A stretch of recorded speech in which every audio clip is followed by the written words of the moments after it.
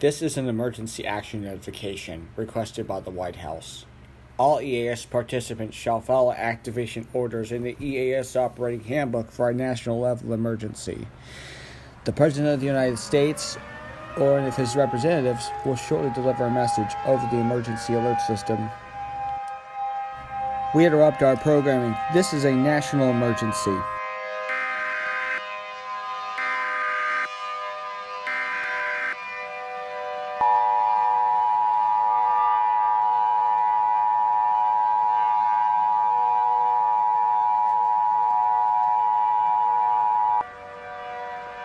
The following message is transmitted at the request of the United States government and the National Aeronautics and Space Administration. This is not a test. I repeat, this is not a test. Our world is coming to an end. At 5:04 p.m. Eastern Daylight Time, there have been reports of temperatures getting... There have been reports of power getting fried by the rising heat. There have been reports of temperatures reaching to its higher dangerous levels.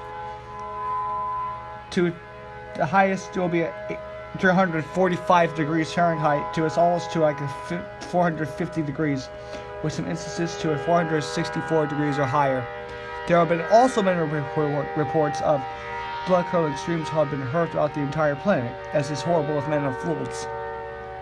Humanity is experiencing its imminent doom. Planet Earth is about to succumb to the elements of rising heat.